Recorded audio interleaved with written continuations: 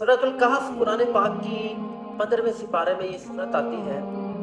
हाफिज इब्न Jarir Tabari रहमतुल्लाह अलैह इसके बारे में हज़रत अब्दुल्लाह बिन अब्बास रज़ियल्लाहु ताला अन्हु से शान नज़ूल को नकल करते हैं। कहते हैं कि मक्का मुकर्रमा के कुछ सरदारों ने दो आदमियों को मदीना मुनव्वरा के यहूदियों के पास भेजा तौरात और इंजील में। वो जो इसके उलमा थे तौरात और इंजील के, कि आप हज़रत सल्लल्लाहु अलैहि वसल्लम के दावे नबूवत के बारे में क्या कहते हैं। तो उन्होंने कहा कि आप उनके पास जाएं जिसके बारे में आप फरमा रहे हैं कि वो नबी हैं अल्लाह के, उससे जाकर 3 सवालात करें। सबसे पहला ये कि रूह के बारे में क्या हकीकत है।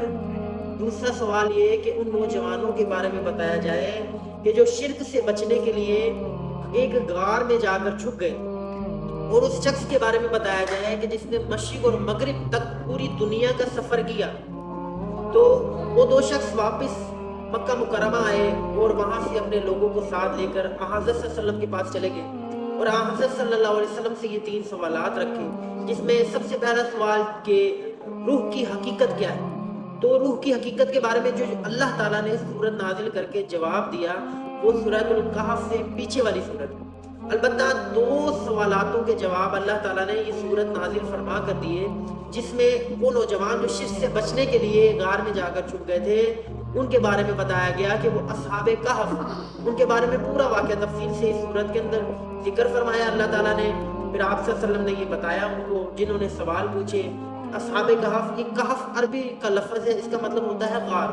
तो असहाबे कहफ यानी माना हुआ गार वाले।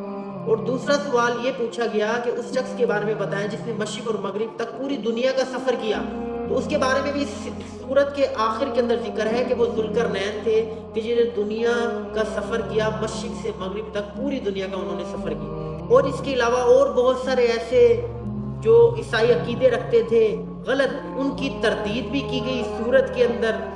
और इसके अलावा इस सूरत के बारे में अहादीस में मुख्तलिफ फ़ज़ाइल भी ज़िक्र फरमाए गए।